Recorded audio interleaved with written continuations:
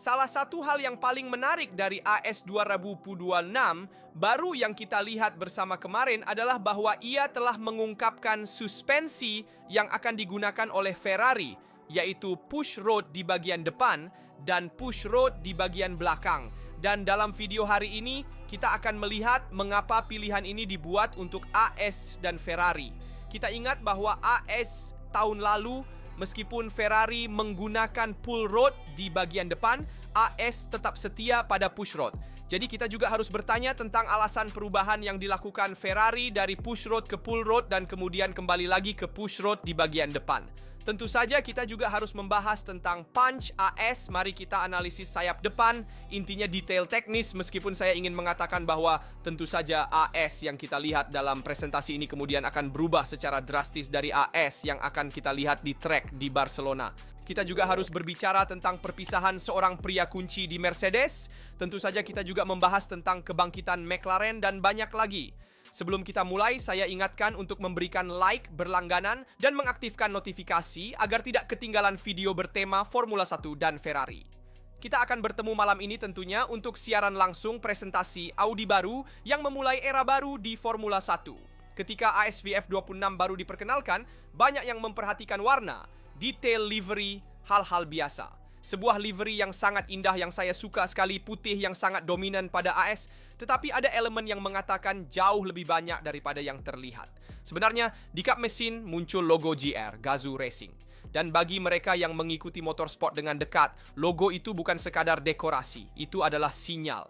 Toyota kembali tampil di Formula One dan melakukannya melalui AS yang merupakan tim pertama yang menjalin kolaborasi ini dengan Toyota.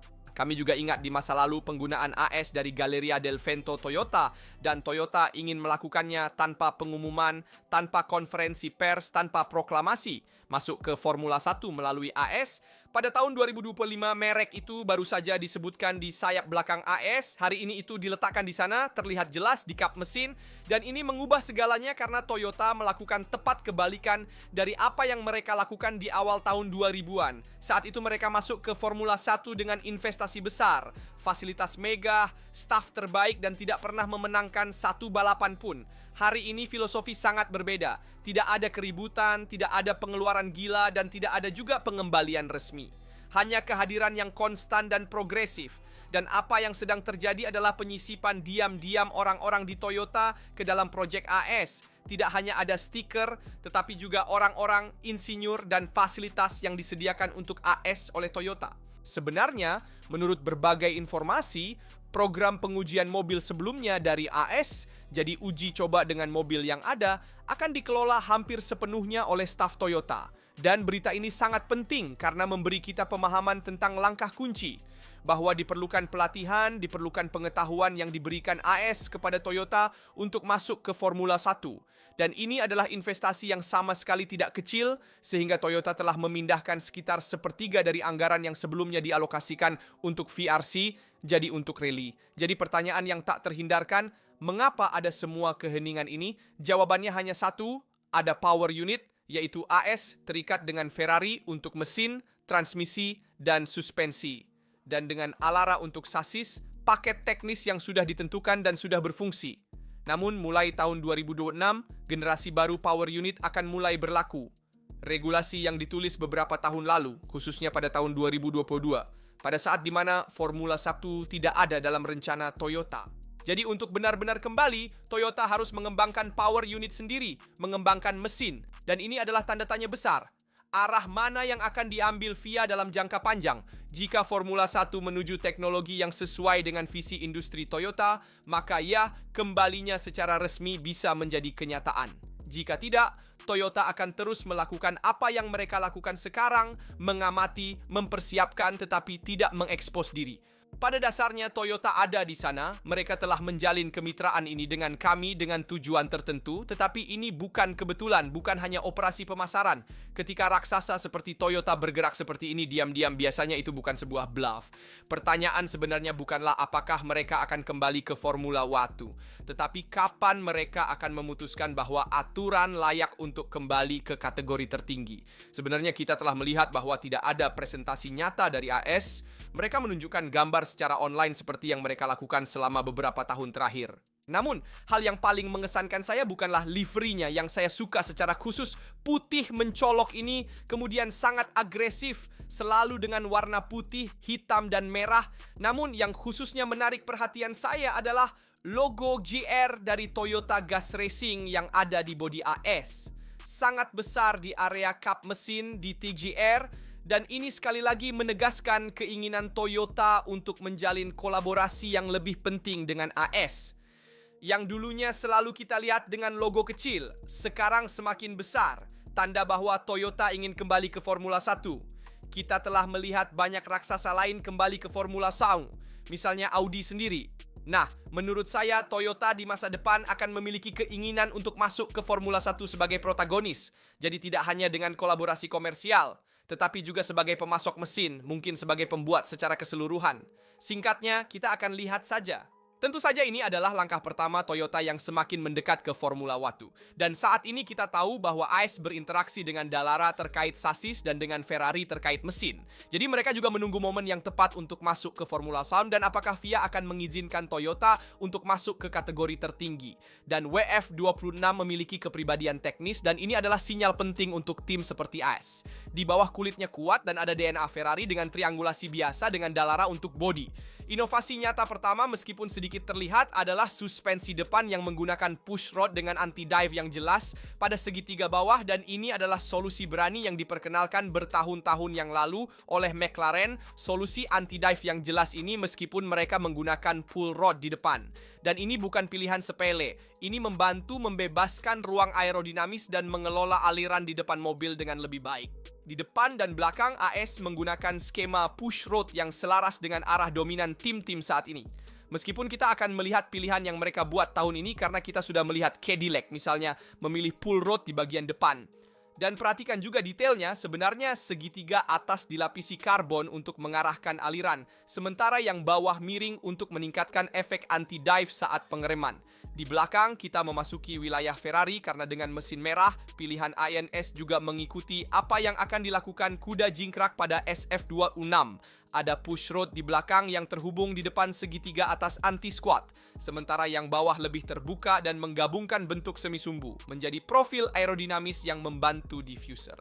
Dan kemudian ada moncong dengan dua pilon cini lebar di batas regulasi yang menciptakan terowongan bawah yang nyata, solusi yang lebih canggih dibandingkan dengan yang terlihat pada Audi atau Cadillac yang jelas lebih konservatif. Di sini pilihan suspensi push rod dengan kinematika internal di Pozzetto atas memungkinkan untuk menggali lebih banyak bodi dan moncong di bagian bawah. Dan ini dari sudut pandang aerodinamis sangat penting. Tapi mari kita beralih ke sayap depan. Pengendalian sayap bergerak terintegrasi di moncong yang tahun ini harus melewati uji tabrakan dengan cara yang lebih ketat dengan deformasi B-stage. Dinding samping mulai dengan hati-hati menciptakan efek outwash yang katakanlah dilarang oleh regulasi federasi, tetapi akan menjadi sesuatu yang semua orang cari untuk mencoba mendapatkan lebih banyak udara bersih di dalam bodi mobil dan mengalirkan turbulensi keluar dari mobil menuju tepatnya mobil di belakang. Sistem pengereman adalah Brembo dan roda tampak seperti BBS seperti yang ada pada Ferrari. Di sini juga tidak ada yang kebetulan. Tapi sekarang kita sampai pada salah satu poin yang paling menarik, yaitu panci. Pengambilan radiator cukup klasik, horizontal, tanpa solusi yang berlebihan. Tetapi di atas kembali ada penggalian atas bergaya Ferrari yang sudah terlihat pada F165 dan juga pada SF23. 7 bukaan cabang membantu mengeluarkan panas dari power unit Ferrari dan jumlahnya juga banyak dibandingkan dengan standar sebelumnya. Kami memiliki cermin kecil yang bukan hanya cermin kecil, sebenarnya juga digunakan untuk mengarahkan aliran dengan lebih baik ke samping dan ke panci itu sendiri.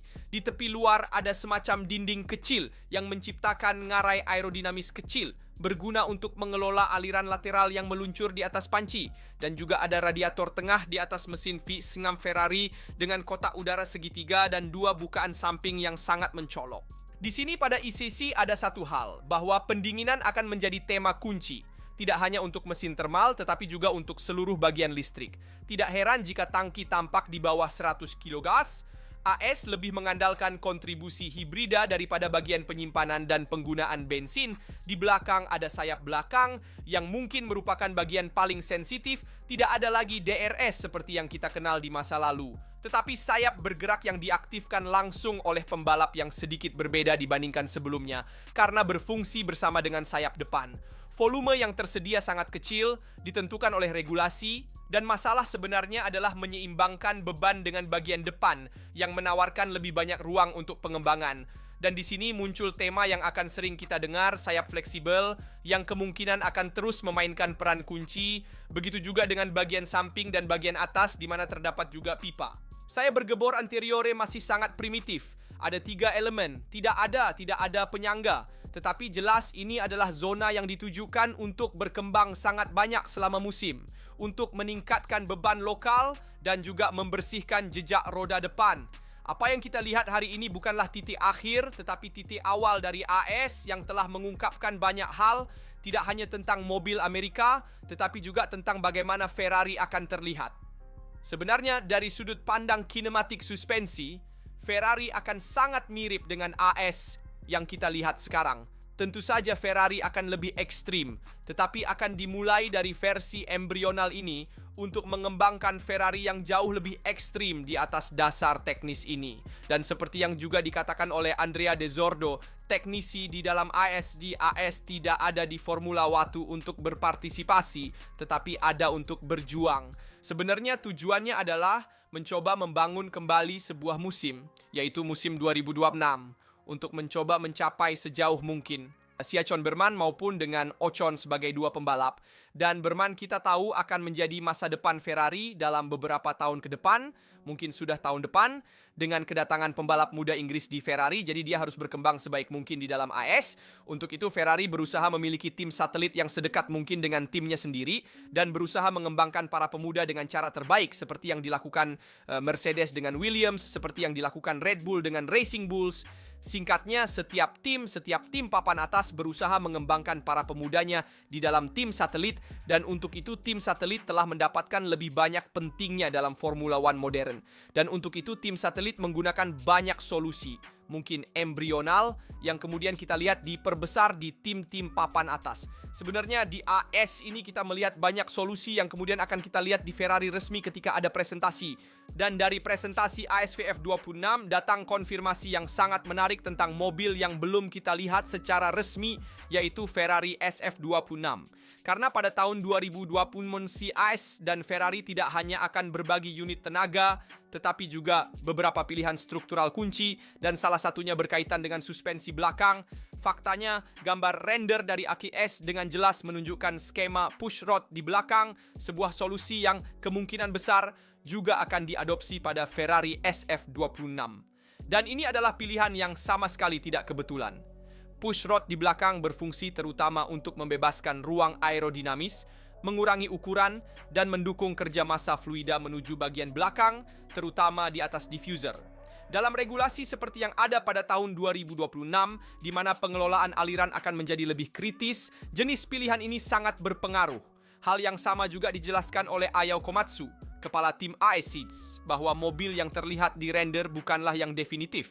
Sebenarnya mobil yang akan turun ke lintasan di Barcelona tidak akan sama dengan yang akan berlaga di Australia. Ini memberi kita satu hal yang sangat jelas.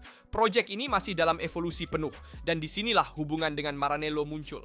Sebenarnya arah mobil telah diarahkan dengan cara ini, dan ini sangat mirip dengan apa yang juga akan kita lihat di Ferrari.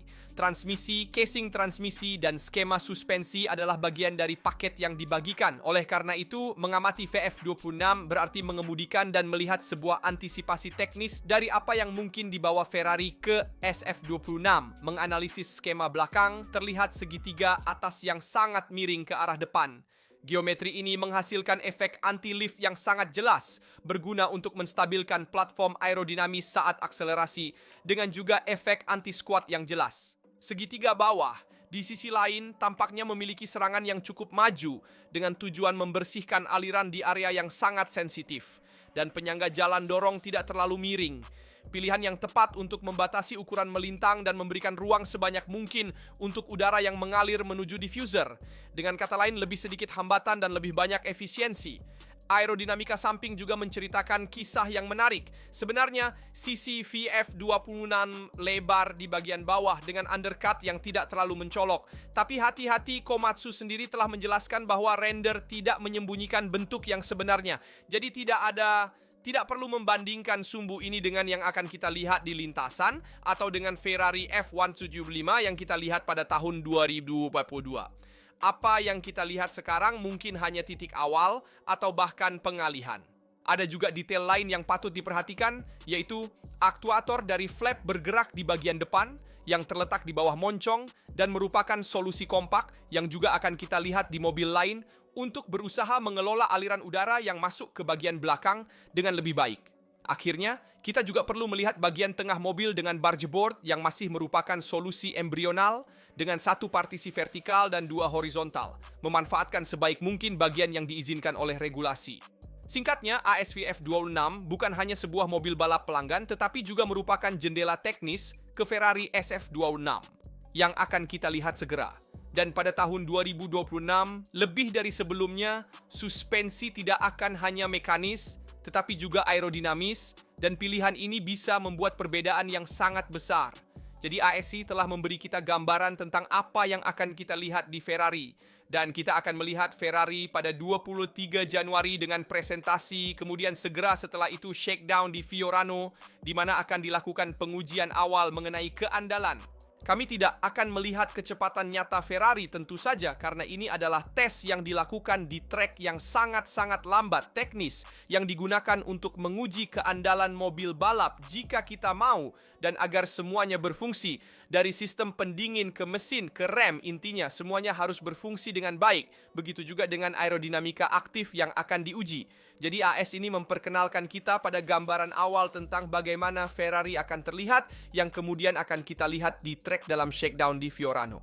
Sementara itu, di Mercedes, sebuah era sedang berakhir seperti yang sering terjadi di Brackley, tidak berakhir dengan pemisahan tetapi dengan peralihan tongkat estafet yang terampil. Sebenarnya di akhir musim, John Owen akan meninggalkan tim. Insinyur yang telah menandatangani 17 mobil balap untuk Mercedes, pria yang telah mengalami dari dalam siklus 9 gelar konstruktor, salah satu pilar diam dari era dominasi bintang 3. V17 yang akan kita lihat dalam rendering pada 22 Januari dan kemudian dalam versi final pada bulan Februari, akan menjadi mobil terakhir di bawah tanggung jawab langsungnya. Dan ini sudah cukup untuk menunjukkan betapa pentingnya berita tersebut.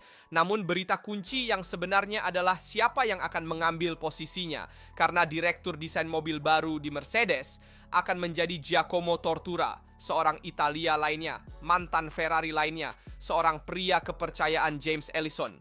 Tortura tidak datang dari luar, dia sudah ada di dalam. Dia adalah direktur rekayasa, bagian rekayasa Mercedes, dengan peran yang krusial, lintas, untuk kontrol dan integrasi. Dan inilah intinya, Mercedes tidak mengubah arah, tetapi memperkuatnya. Tortura masuk ke Brackley pada tahun 2020 setelah hampir 10 tahun di Ferrari, di mana dia telah bekerja pada salah satu bidang dan proyek yang paling sensitif, yaitu simulator dan hubungan antara lintasan, virtual, dan kenyataan. Dan disitulah mobil dibangun sebelum bahkan dirancang, dan disitulah Ellison memahami bahwa dia bisa mempercayainya. Tidak mengherankan, Mercedes saat ini dipenuhi oleh teknisi Italia dalam peran kunci. Tortura akan bekerja sama dengan Simon Resta, wakil direktur teknik yang telah datang dan bekerja di Ferrari di masa lalu, kemudian di AS, dan dengan Lorenzo Sassi di bidang power unit. Ini bukan kebetulan, ini adalah struktur yang direncanakan, bukan improvisasi. Dan ada satu detail penting lainnya. Sebelum Ferrari dan Mercedes, Tortura juga bekerja di McLaren, menangani penelitian dan pengembangan dinamika kendaraan dan ban. Dalam terjemahan, dia adalah seseorang yang memahami perilaku mobil secara menyeluruh, baik dari sisi simulator maupun dari sisi track, dan juga dinamika kendaraan. Jadi tidak hanya teori. Cara Mercedes mengelola peralihan ini sangat mencerminkan tim. Tidak ada revolusi, tidak ada pengumuman yang mencolok. Owen akan meninggalkan, tentunya akan mendampingi mobil ini selama transisi, tetapi akan pergi di akhir tahun dan akan didampingi, memberikan kontinuitas dan stabilitas, mengandalkan Giacomo Tortura. Ini adalah metode yang sama yang memungkinkan Mercedes untuk menang selama satu dekade, selama era hibrida. Jadi kita menyambut salah satu arsitek besar era Mercedes tanpa sorak-sorai dan tanpa polemik.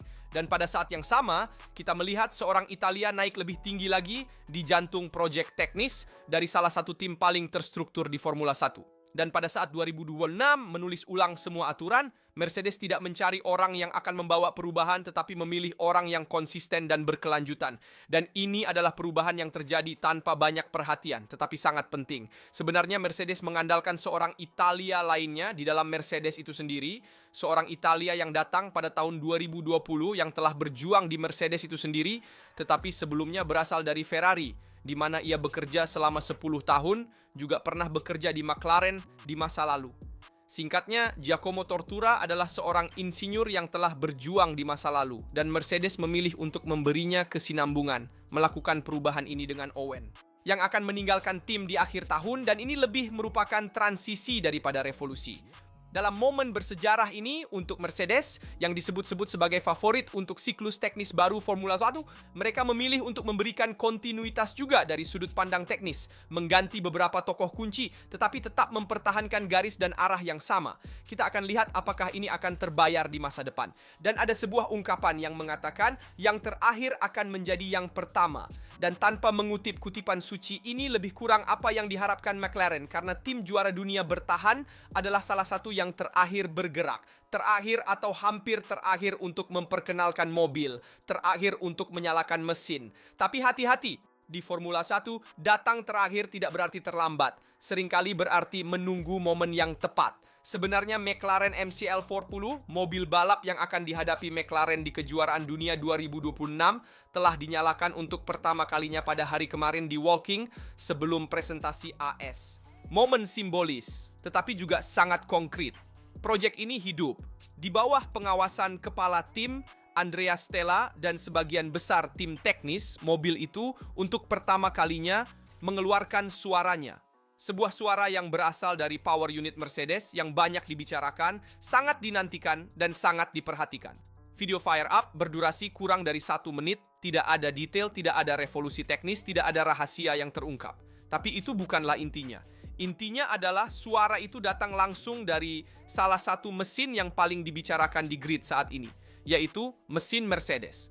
Dan McLaren akan melakukan debutnya di Shakedown Barcelona, di Montmello, kemudian akan diperkenalkan secara resmi pada 9 Februari menjelang uji pramusim di Bahrain, di Sakir, dan permainan sebenarnya akan dimulai karena mobil itu akan dipercayakan kepada Lando Norris, juara dunia saat ini, dan Oscar Piastri, salah satu kepastian paling solid di seluruh grid. Dua pembalap dengan ambisi yang sama, ini adalah proyek yang datang dari jauh karena McLaren ini tidak lahir dari ketiadaan, lahir dari dua mobil terakhir yang ditandatangani oleh Rob Marshall dan dari kelompok insinyur yang sekarang memimpin pengembangan teknis di Woking. Sensasinya jelas, jika MCL40 akan sejalan dengan jalur itu, maka McLaren tidak di sini hanya untuk bertahan, mereka di sini untuk terus memimpin. Fakta bahwa mereka menyalakan mesin lebih lambat dari yang lain bukan tanda kehati-hatian, ini adalah tanda kontrol. Ketika kamu menyalakan terakhir, itu berarti kamu ingin memastikan semuanya beres terlebih dahulu. Dan pada tahun 2026, dengan regulasi yang sepenuhnya baru, pilihan ini bisa sangat berpengaruh. Singkatnya, McLaren telah menyalakan mobil. Dan sekarang tinggal satu hal yang perlu dipahami, apakah suara itu juga akan menjadi peringatan bagi semua yang lain. Beritahu saya pendapat Anda di kolom komentar tentang Haas 2026 yang baru, tentang kedatangan Toyota yang semakin mendominasi di Formula 1, dan juga tentang kesamaan yang ada antara Haas dan Ferrari baru 2026. Beritahu saya pendapat Anda juga tentang Giacomo Tortora dan situasi di Mercedes, tentang Fire Up pertama, juga tentang McLaren yang datang terakhir dibandingkan dengan semua tim lainnya. Saya penasaran untuk membaca dan menjawab semuanya.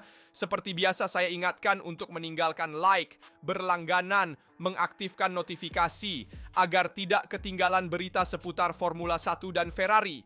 Kita akan bertemu malam ini dengan siaran langsung presentasi Audi. Di sini dari RAS semuanya, sampai jumpa di video berikutnya.